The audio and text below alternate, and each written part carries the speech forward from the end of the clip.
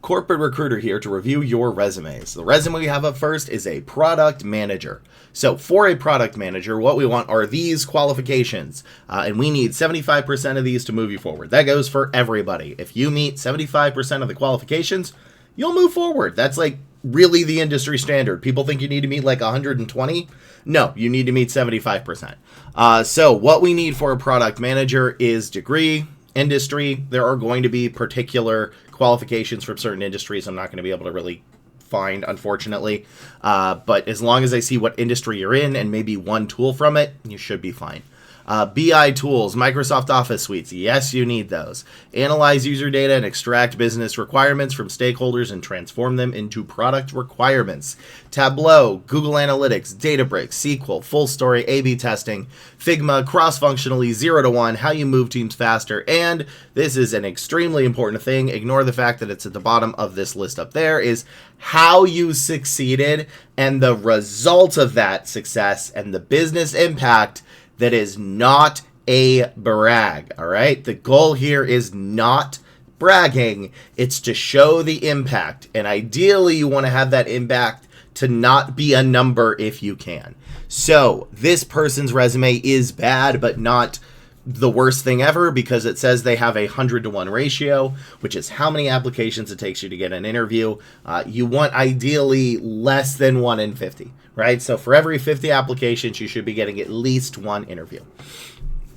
Anything above that is bad, but 100-to-1 is bad, but not a this is a garbage resume that needs to be deleted from existence bad, unless this person is incorrect about their number. So 20 seconds on the clock. That is the only amount of time recruiters and hiring managers have to actually review your resume. If we cannot find what we need in 20 seconds, usually we will just move past your resume. So let us begin and start. Okay, this doesn't count. Where's your education?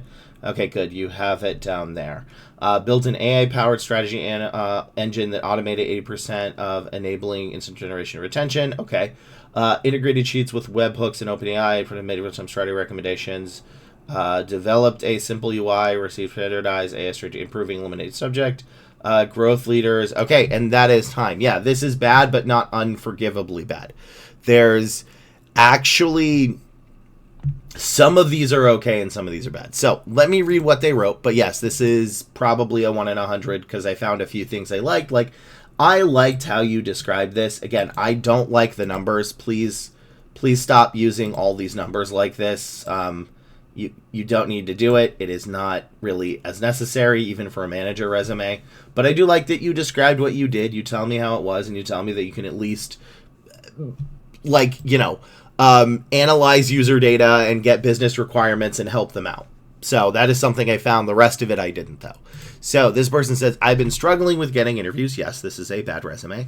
I know I don't have that years of experience, but even for entry-level jobs, I am not getting any callbacks.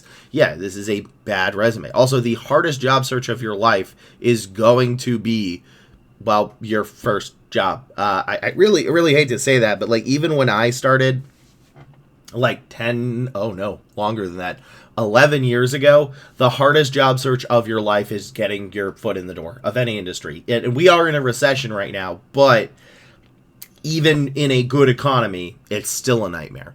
I am graduating December 2026, and I don't have a job in my hand. Wait, you're graduating in 2026? Yeah, no one's going to move you forward. Wait, do you mean 2025? I think you meant 2025. I think that was a typo because it says December 2025 down here. So I think they had already graduated. So what can we do to fix this? Well, first off, your formatting is bad and you need to redo it. This is the formatting you should use. I don't care if you are a project manager or a accountant or a software engineer. This is how you write it. This is how you want to write your bullet points. Yes, that is for a barista or a cashier. Tough. That is still how you write them. This is how you do it. The link is in the description below. So that is one thing you need to do. You need to fix your formatting. And again, nobody needs this summary. This can be safely deleted.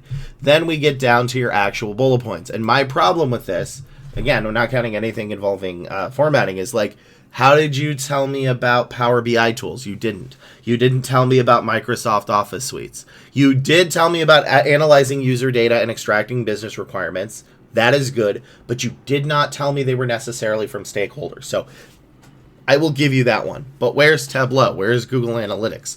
Where's, Databricks, SQL? Where's the full story? Where's A/B testing? Where's 0 to 1? You did tell me how you move teams faster. That is good, so you did meet that. And again, I kind of want to know more about how you succeeded that wasn't necessarily a brag. So this, in fact, let me use this as a good thing to show is where, let me get the right highlighter. So this is a bad number, right? This is a bad number. Automated 80% of PM's initial market. That means nothing to me. No one cares. But this is a nice number, right? And again, this is only because you're in the product manager side. If you were because product managers are still IC roles, actually, aren't they? But anyway, if you were like a software engineer, you wouldn't say this. But this at least gives me context, right? Built an AI-powered strategy engine. What is a strategy engine? That automated initial market research. Okay, cool. But then, like, why do you need to tell me that it was a strategy engine? Why don't you just say, built an AI-powered engine, right, that automated... I got too many. Automated RPMs, right? And then you do want to tell me what that is, because, again, I'm assuming that means product managers in this, but never assume they know what your acronym is. I have worked in multiple industries at the same time, and there was a big problem of candidates using an acronym, and it's like, cool, that means something completely different depending on the industry. So automated of our product managers, and then you could put in parentheses PMs, initial market user research, enabling... instant, again, I don't know if instant is or you can just say generation of growth, retention, and monetization ideas that previously took our teams 3 to 5 hours per product, right? Again, you also didn't, actually, this is the part, now I don't like this number, now that I fully comprehended this sentence, you don't tell me what it takes now. So again, just that reduce the amount of time people use per product. That's a fine thing to say. Then we go down to here is integrated sheets with webhook with OpenAI to prune blah, blah, blah, to real strategy recommendations, blah, blah, blah. Again, that tells me nothing I need because you already stated that immediately in the sentence above. This is hyperfluous. I'm saying that word, hyperfluous, superfluous. That's the word. Brain is not fully there today. Developed a simple UI, okay, good, where PMs and stakeholders select a product and receive standardized AI-generated bullets, proving alignment and limiting subject early stage. That one's okay, but again, where's the rest of it? You have one solid bullet point. Sorry, you have one slightly above average bullet point, and then nothing else there.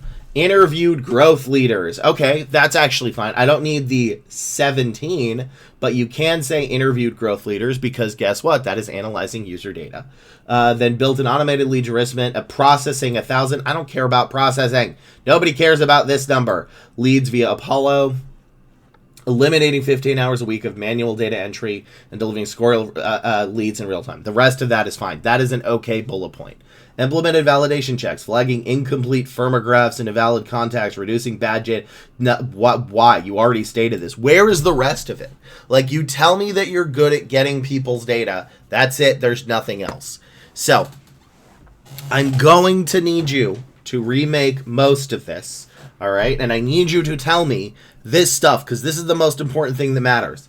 And I'm going to use a metaphor, all right? I use this a lot. People who watch this probably heard me, but I think it's the best one, is you are giving me way too many hot dogs and, like, no hamburgers. So what I mean by that, and let me explain, is I want you to imagine you are going out to eat. You're hungry. You really want a hamburger, right? In fact, you want a cheeseburger. So you go to a restaurant and you say, hey, waiter, hopefully you say that more politely than that. Please treat your serving staff politely. You say, I would like a hamburger with pickles. That's it. That's all you want. Hamburger with pickles and cheese, right? Hamburger, pickles, cheese. So the waiter goes, okay, got it. There we go. Good. Let me go get that for you. You wait however long you need to wait for this restaurant, hopefully pretty quick. And they bring you a hot dog. Would you be upset at that? The answer is yeah, that's not what you wanted. That's not what you were asking for. You were asking specifically for a hamburger. And yeah, does a hot dog have meat in it? Yes. Does it have a bun? Yes. Does it have ketchup and pickles? Yes, it can. Does it have cheese? Sometimes. But that's not what you wanted. And that's what you're doing here is you're filling this entire resume, with the exception of the very first line, of stuff that has nothing I want. Where is the full story, the A/B testing, the Figma, the cross-functionally, the 0 to 1? Where is how you succeed in the result of that success? You kind of do that. Where's the BI tools? Where's the Microsoft Office suite? Where's the degree? I don't know. It's all the way at the bottom. They're probably going to miss it. So these right here are hamburgers. And if it's not these, it's not relevant. And you can see how to do these in my guide. Again, it's free. It's on my website. It takes like 15 minutes to read. Highly recommend it. How you get these. And if it's not these, it's not relevant. It does not matter. I have had people that have literally saved lives on their resume, and I've had to tell them to take it off. I don't care that you use some advanced crazy AI. I want to see that you can use Microsoft Office suites. Yes, that is serious. So is that upsetting? Yeah, I totally understand that. Recruiters have to do the same thing, right? Every single recruiter that's been in the business for more than 3 months has used an ATS. Unless it's at a company that, no, every single recruiter has used an ATS. You still need to put ATS in your resume if you're applying for recruiter roles. So the basics get you a job, not whatever all this junk is. So fix your formatting, fix almost all of your bullet points. Yeah, that's it, but that's going to take you quite a lot. So that's all I can do for this one, but before we go to the next resume, I just want to thank you all for liking, commenting, and subscribing. I really do appreciate it. And if you ever need more help, you can always join my live stream every Monday, Wednesday, Friday at 11 a.m. PST on twitch.tv/headlestheadhunter, or you're potentially watching it right now on YouTube. I just figured out how to do that. And I want to thank all of my members on YouTube for being members. Thank you very much. If anybody wants to, you can be one in the link below. And it gets you access to these videos a little bit early, but I did want to say, again, a thank you to my members. I really do appreciate it. And let's go to the next resume. This is a full stack software engineer. So what we need for a full stack software engineer is the full stack. We need degree, TypeScript, JavaScript, CSS, HTML. I say this every time, and I'm going to say it again, and I'm going to look in the camera. I want you all to look at me. TypeScript, JavaScript, HTML, CSS. I don't care if you think everybody can do it. I don't care if you think it's boring and basic and beneath you. You need to have that in your first sentence. You can replace the TypeScript with another backend language. That is doable if you have not done it. But if you are a full stack software engineer and you do not have JavaScript, HTML, and TypeScript, you are going to be in for a bad time. So 20 seconds on the clock. We need React or React.js, Node.js, Angular, Next.js, SQL or NoSQL, not NodeSQL. I accidentally said NodeSQL, and people are not ever going to let me forget that. I know it is NoSQL, not NodeSQL. Also, MySQL would probably work as well, but ideally it would be one of those two.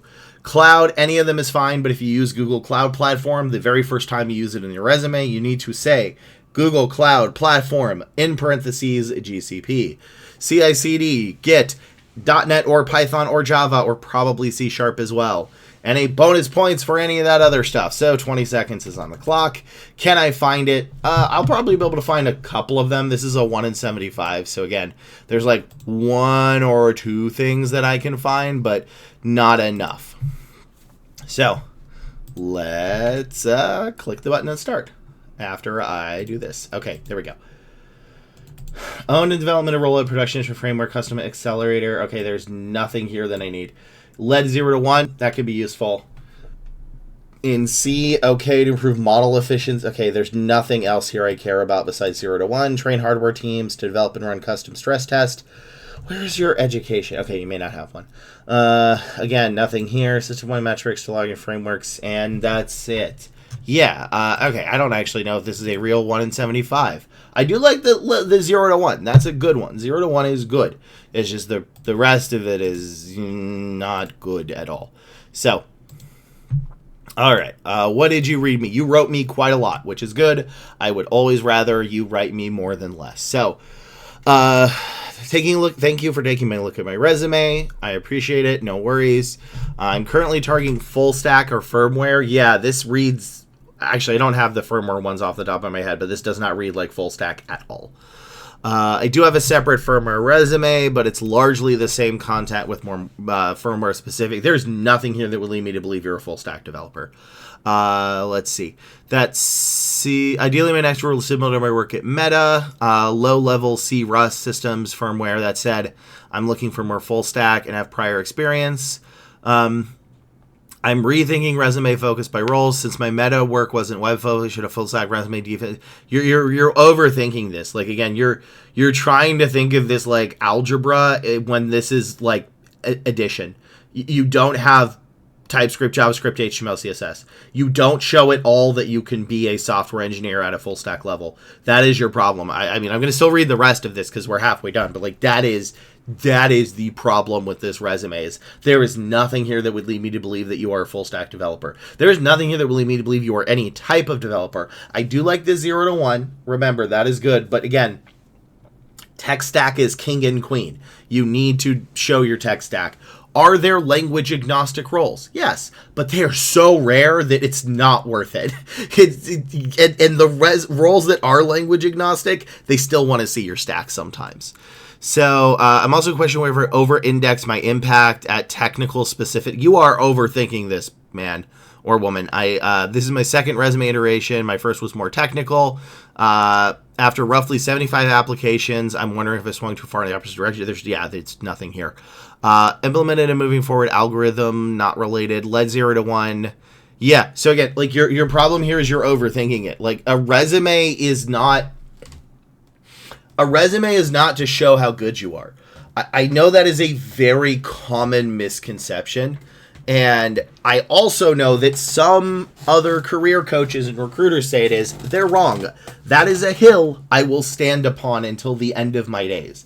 A resume's entire purpose is to show you meet the bare minimum qualifications to get an interview. These are the bare minimum qualifications for a full stack developer, with the exception of 0 to 1, which is good, and I probably should add that to bonus points for my list because 0 to 1 is a really good one to say. Again, I'm good for that.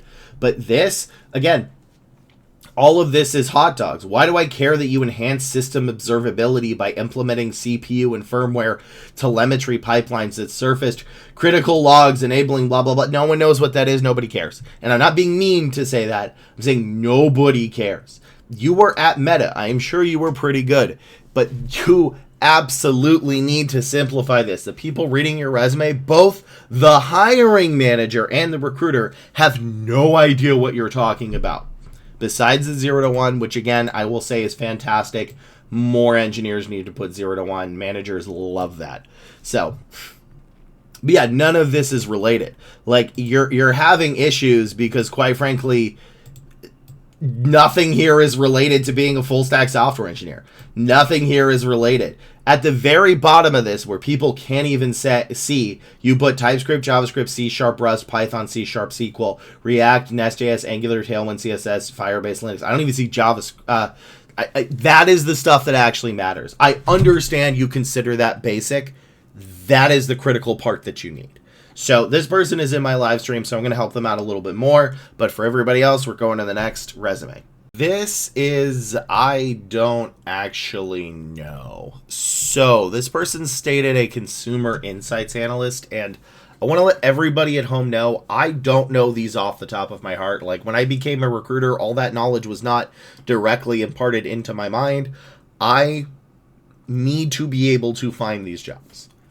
Excuse me. And if I cannot find enough jobs to get a list of these keywords, it will impact your review because I don't want to give you the wrong one, because these lists are the most important thing in your resume, because without that, it is not relevant. And I will be perfectly frank, I've never recruited for a consumer insights analyst, and in the United States, I was only to find like 2 to 3 roles that had that title, and that is not enough of a role. Like, I want to make sure this is not a business analyst, because guess what? Data analyst, business analyst, different jobs. People confuse them all the time.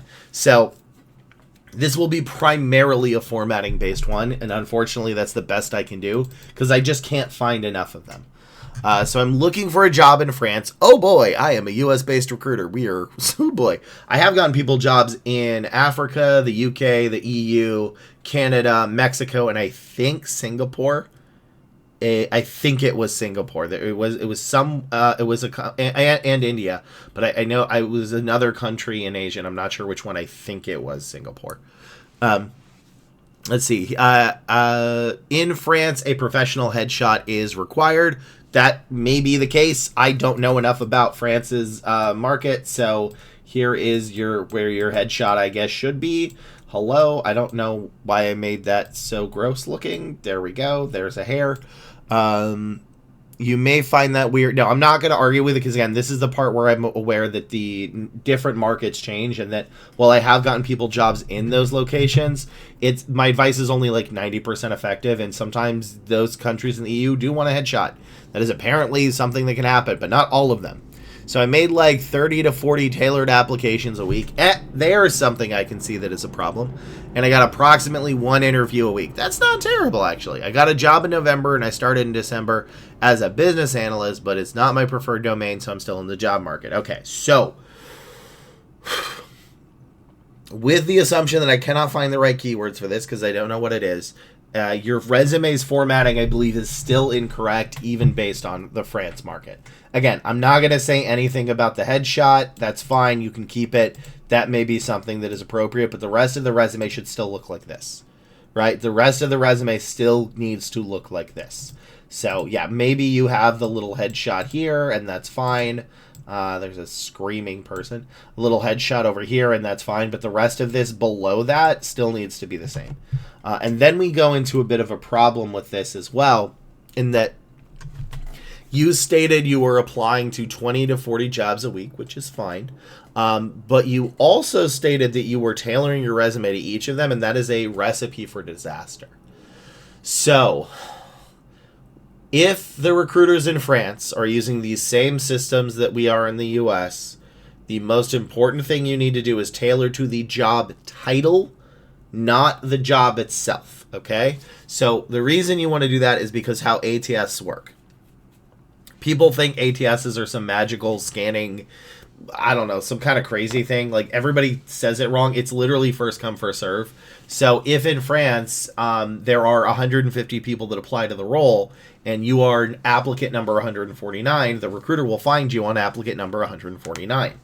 So what you need to do is tailor it to the job title that you are going for, and then use that job title resume to mass apply.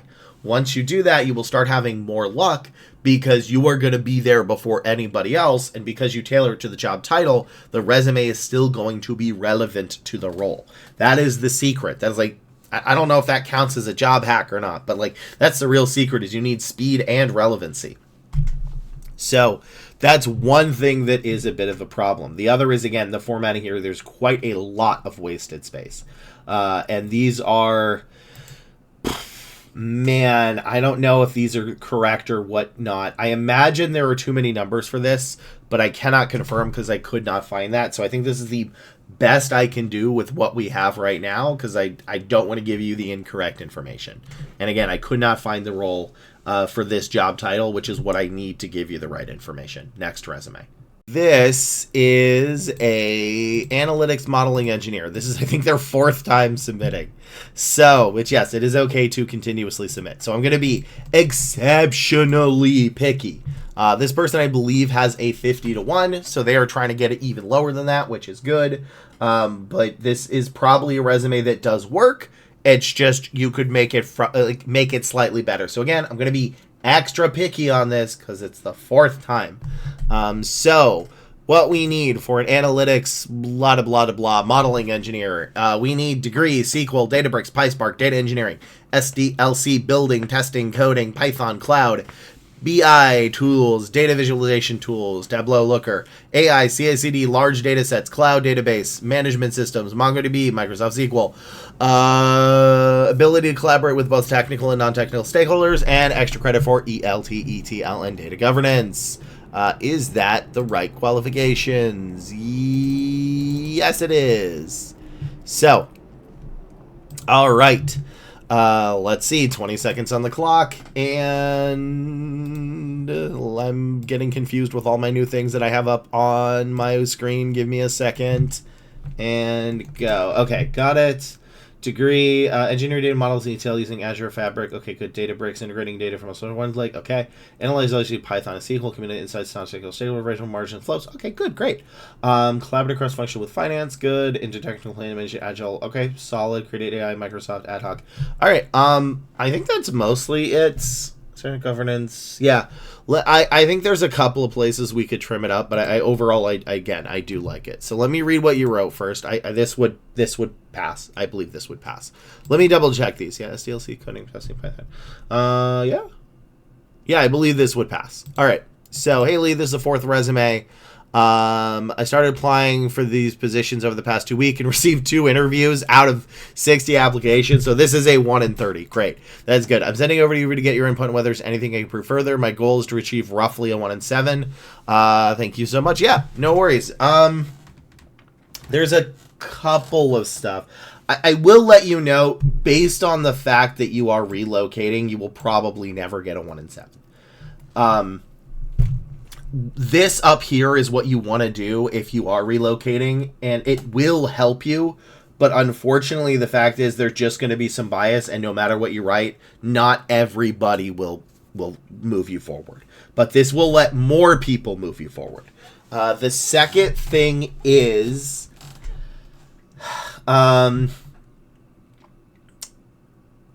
okay. So what I would like you to do is I want you to remake this a little bit. The first thing is it should be this. Again, if you are a U.S. citizen or green card holder, you should put that in. It removes the bias. And then under that, right? So in this, you can put fluent in. So it's U.S. citizen, fluent in X or Y, right? So fluent in English, Spanish, and Portuguese, sorry.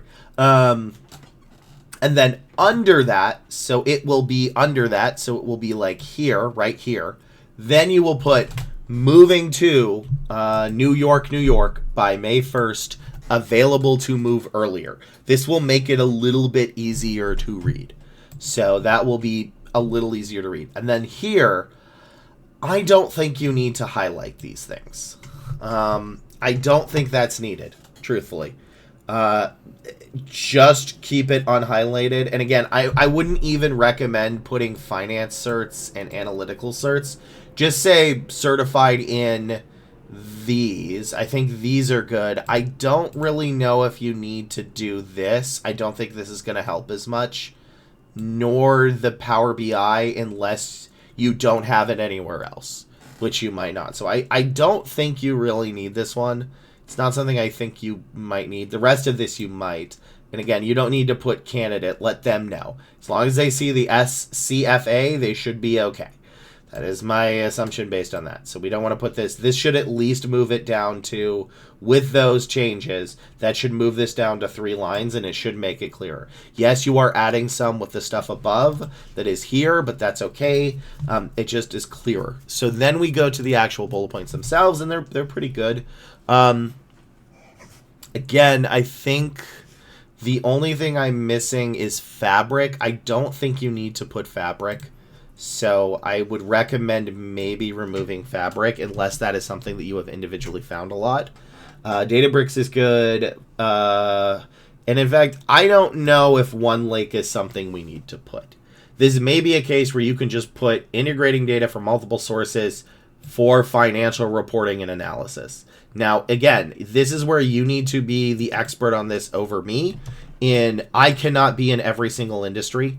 So it may be in the very specific niche of the financial services modeling industry that you're in. That is a keyword. You are going to have to do your own research. But otherwise, I would, off the top of my head, probably I would remove that. Analyze large data sets, Python, SQL, good.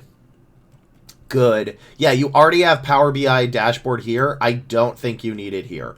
They don't need like a cert in it. They just need to see that you've used it and you already have it, which is good. And then cross-functional finance requirements, good. I don't know if there's anything much more besides a few of the things I'm missing, like CI/CD, I think. Yeah, I'm missing CI/CD, and again, it's possible you just don't have it. That's possible. Cloud, Azure, we have. Again, Fabric, I would probably remove. In fact, maybe even Snowflake as well. Snowflake is very important for data engineering. I don't know if it's as necessary for modeling. It's not something I saw a lot, so maybe you need to remove these too. And then everything else I think is solid. Yeah. The only other nitpick thing I will do, and again, remember, I'm being very nitpicky. This works. This is a 1 in 30. This is a success. Is I would switch the order of this.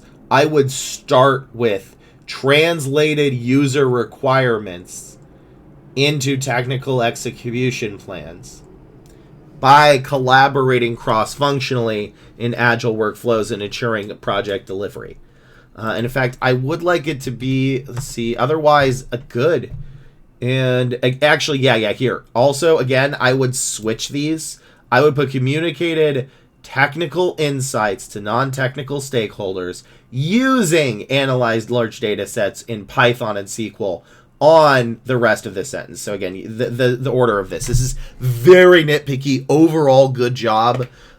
Make those changes and you should be fine. Like, again, I don't know if you'll ever get a 1 in 7 just because you're moving, but we can probably move this to a 1 in 20 at least. But even now, like a 1 in 30 is fantastic. So next resume. This is a data scientist. So for a data scientist, we need degree, Python, R, SQL, data in all its forms. So data modeling, data analytics, data, whatever. Industry, again, certain industries are going to have certain keywords that I'm just not going to be able to get. But as long as you tell me what industry it's in and I see one keyword from that industry, you're probably good because that's usually enough to get you the interview. Explaining stuff to non-technical folks and influencing stakeholders. This is massive. So many people, especially new grads, focus on like how you got the data when the real important thing is how you convince others using the data. Like, it doesn't matter if you used a Monte Carlo flip-flop simulation to find out everything is fake and Tostitos are actually molecules. It matters that you convince the person who's your boss that. So that's needed. Cross-functional, ML Ops, Microsoft Office applications, Word, Excel, PowerPoint, Google Sheets, AI, and again, a little bit of AI. People like flood their resume with AI, and it's like, no. Even for the AI-centric roles, they usually want you to have like a smidge of AI. So Spark, Skibidi-Learn, Pandas, NumPy, LLMs, ML, NLP, there's more. As long as you see a little bit, you're fine. Dashboards and data visualization. So 20 seconds on the clock. This person has a 1 in 100, but they did state they're an international, which 1 in 100 for an international is not the worst. Like, yeah, it sucks to do, but like your chances are terrible. And honestly, like, I've gotten people on average, once people are finished using my advice, they get a 1 in 7. So that's for every 7 applications, they get 1 interview. Internationals, it's usually closer to 1 in 30 to 1 in 100 on average, just because like it is going to be tougher for y'all, and I don't want to mince words with it. So 20 seconds on the clock. And go. Okay, international students. Okay, good. The rest of this I don't care about. The first part was correct, though. Education, economics, don't care because you already got that, and you already got maybe that last part I want. All right. Build validated data, integrating records, administrated data sets. Okay, some of that is good. Applied learning, KNN-based nearest matching to prove control group. What? Casual economics. Okay, yeah. You are too smart for your own good. This reads like somebody with a PhD and is very knowledgeable in their industry. So international student with an econ PhD transitioning to the industry. Currently only got 2 online applications or 2 online assessments. we call them first stage interviews or phone screens or technical interviews. So it's candidates use OA, so it sometimes throws me because that's not really how internal recruiters say it usually. Both from early career positions and another interview from an Apple position. This is an updated version based on watching your stream. Okay, so you are smart. You were smarter than me. I'm not going to deny that. The problem is right now, nobody knows, right? Like you're not talking to people that have a PhD. You're not even talking to people that have maybe even a bachelor's. You are too smart for this. All right? First off, the thing is, I'm going to say what you did correctly. Well, wrong is don't put these lines. Stop with the lines. No lines. No lines. No line there. But this part is correct. And again, you don't need to state summary. All you need to say, and this should be center justified, is just international student with 36 on OPT. But I would actually say instead, can work for any company with no sponsorship as I'm on an OPT for the next 36 months. So again, you want to lead with can work for the company that they don't need to do anything. Because again, the OPT one is I think you just need your school to sign off on. It's been a little bit since I've seen it. But that's the only thing that should be there. And immediately it starts clearing up your resume. So again, remove these little lines over here. We do not want them. No lines. No line good. This should not be bolded. No. And the reason I X'd out your master's is because you already have a PhD in the same one. The only reason I kept your bachelor's is Social Security might be different, but there's no point in putting your... Oh, because you're expected in May. I mean, that's like right there. Okay, never mind. I see the expected. Okay, you can keep that on there, but that's close enough. So that's okay. Expected in May.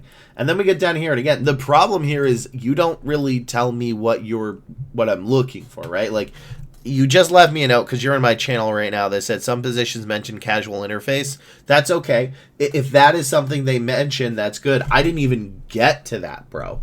Like, look, built and validated data pipelines. Okay, good. Data.